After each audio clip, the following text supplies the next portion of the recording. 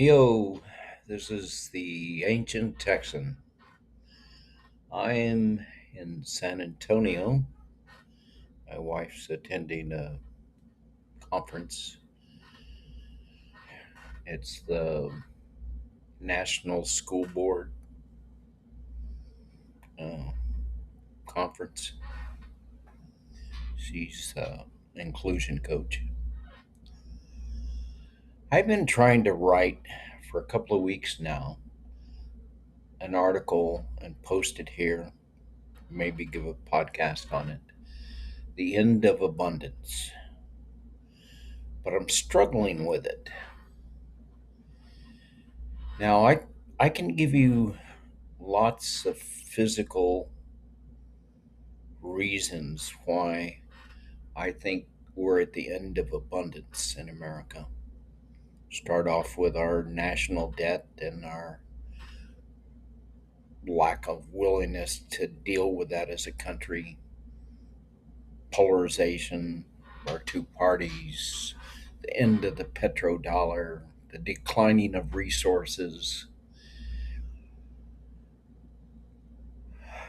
the fact that we base our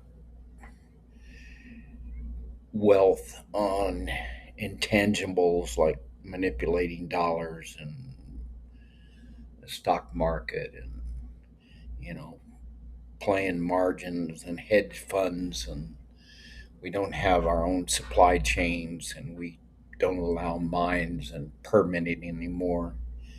uh, Lots of physical reasons why I think we're near the end of abundance. But overall, I've got a lot of confidence in America. We have a very long track record. So I can tell you a bunch of technical reasons, the debt being always at the top of the list, and our inability to at least try to pay off the debt at a, you know, pay enough on the debt that it doesn't spiral out of control. And we're not doing that. We're saying screw it.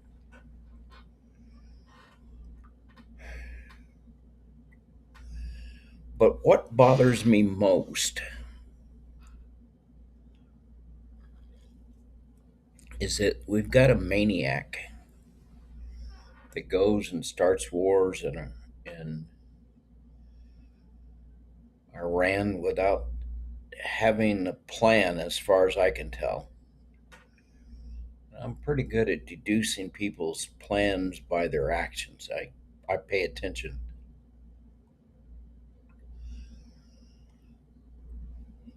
And I like to try to understand someone for their motivations. And Trump on that level is pretty easy. He's motivated to take care of Trump.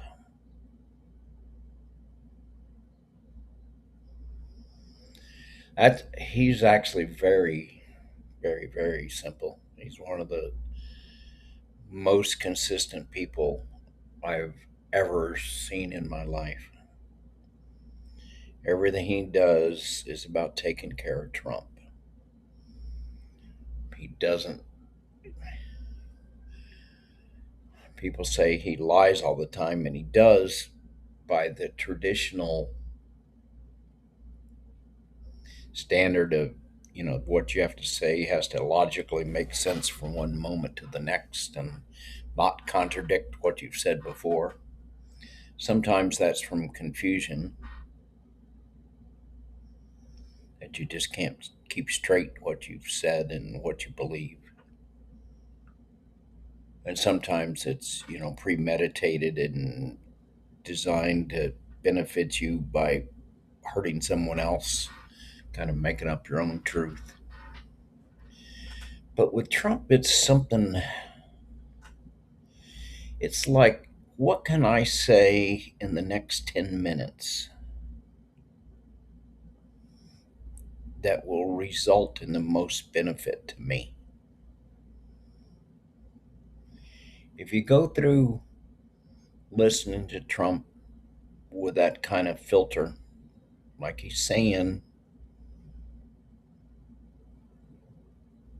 what needs to be said to get something for himself. And it doesn't have to be consistent because I don't think he remembers more than 10 minutes back. Short memory, says what he needs to say right now. Head's kind of in a repeating circle through a few things. He doesn't like Democrats and immigrants and can't let us know, but I don't think he likes black people or Hispanics or anything else. But he also knows that he can't let that kind of stuff out. So he tries to keep it concealed, but it pops out all the time on him. Definitely doesn't like Muslims. Sides with Israel all the time. Guess who's Israel's always fighting? So Trump is this uh, rude, nasty old man. And men like that exist. Does that bother me? Yeah. But what really bothers me is a man like that exists and he's our president. What does that say about our country? Would say, well, that just says that half of the people. Not really, because what Trump was offering seemed better to most of the people than what the Democrats were offering. And all I can remember of what the Democrats were offering was they didn't like Trump, how bad Trump was. And they're into climate change, but are, dealing with climate change, going green. But even that um, struck me as superficial because there was no plan that I could see to come up with a plan. Um, we listen to a lot of climate people and then their plan on how to eliminate it by going, green. And we sold ourselves that it's renewable and there is no environmental cost. But there is an environmental cost to going green. Takes a tremendous amount of copper, bunch of other elements that all have to be dug out of the ground. Which, if we kind of dealt with that, said, yeah, we know it's going to take more copper, and then we permitted copper mines, or we invested money in copper, or helped low interest loans to copper companies or subsidies like we do to oil companies. Yeah, like you coming up with a plan and coming up with uh, strategic steps to encourage moving in that direction. Like we came up with, subsidies for electric cars for a while until Trump got back in power. But even that's kind of, you know, downstream of what you need to invest in. If you're really going to uh,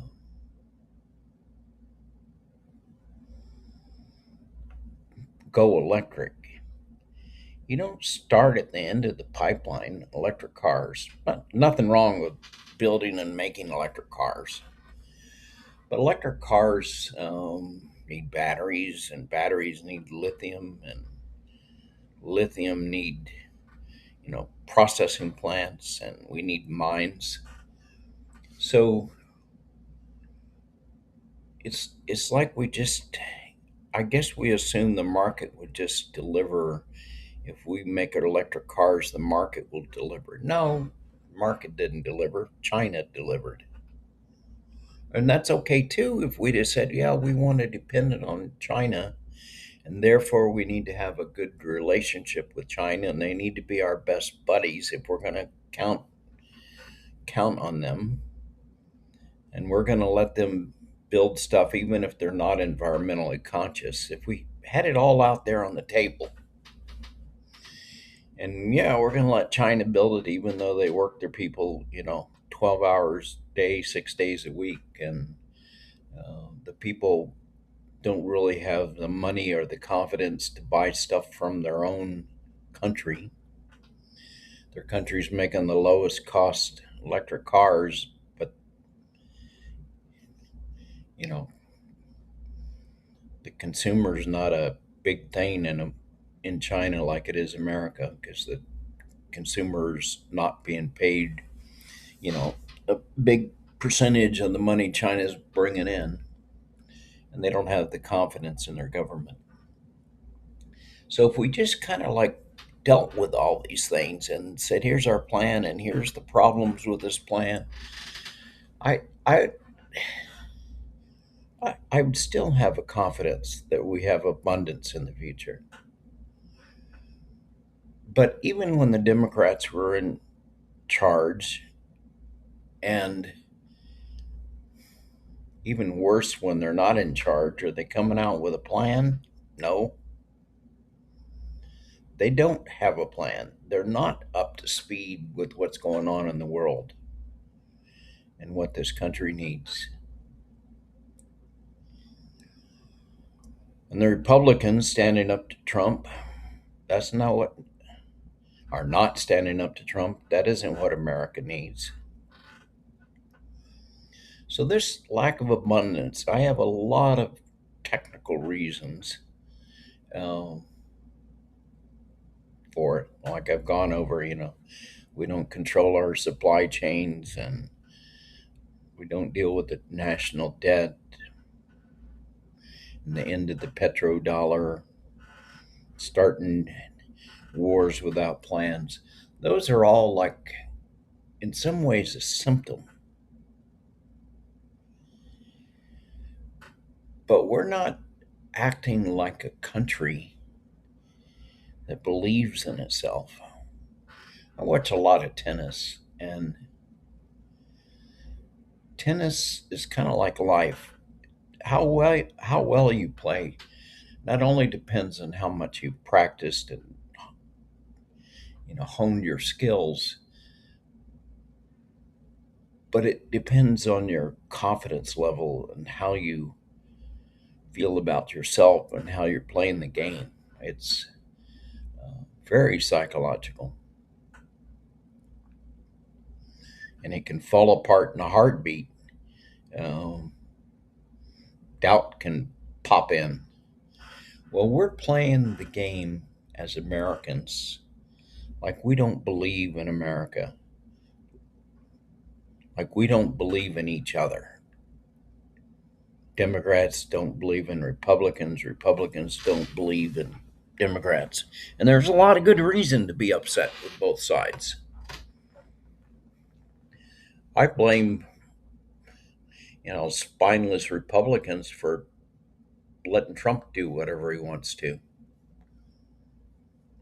I blame Democrats for, mucking up the permitting system and sending technology overseas, and not in my backyard. It's a very uh, pompous position to say we're not going to build here. We're going to send it overseas and pretend like we're not polluting the planet. We're going to let someone else do it, and we're going to shut our eyes to what they do to their waste and how they treat their people. And we're going to feel good because we didn't let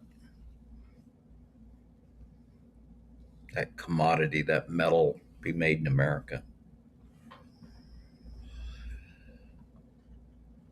And I wonder, can we dig out from it? What gives me a little bit of confidence is that everybody else is screwed up too. China is really screwed up. Russia's really screwed up.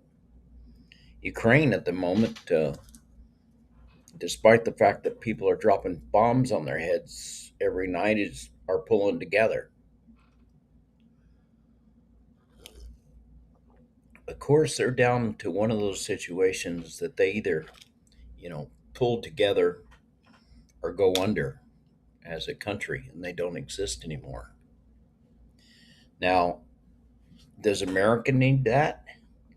And are we waiting till things get so screwed up and then we're going to pull together? Are we going to deal with wealth inequality? Or just wait till there's no money left and we're in such bad condition from not dealing with the debt, from investing all our money into, you know, AI, and then not even having the electricity to make AI work? See, that's another example of where we're pouring trillions of dollars into AI, just obscene amount of money. But are we building an electric grid that can handle all that extra electricity demand? Nope. Are we putting money into copper so that we can build that grid? Are we building out different sources of electricity besides um, oil, which is peaking, like nuclear and thorium reactors? Nope. There's no plan here, guys. It's like we think the market, but the market doesn't work anymore because we've let big monopolies spring up, and the big seven tech companies are an example of that. They can soak up so much money, and then if they, as a group, make a decision to spend trillions on AI, they can do it without any input from us because they're sucking all the money from us because there's no competition. But the AI companies are not the government whose job it is to kind of have a master plan for our society and kind of help out where the market's not working. Best I can see, the market's not working, and our government's not working, and our people are not pulling together as like we're Americans first and some party second. We're pulling together like we're a tribe first and an American second. So that's kind of at the heart of why I feel like it's the end of abundance. You can't be this dysfunctional as a country and as a presidency and a government and a market that's defying all common sense. It doesn't understand that everything starts in holes in the ground, extraction and growing stuff. It's all like we've got a lot of problems, we've got our heads in the sands, and we're not pulling together as Americans. That's why I think we're facing the end of abundance in America. I'm still going to try to write that article, but I am just really struggling with how to put this lack of American spirit and pulling together, doing something for the country together. I think that's what's just bugging the crap out of me.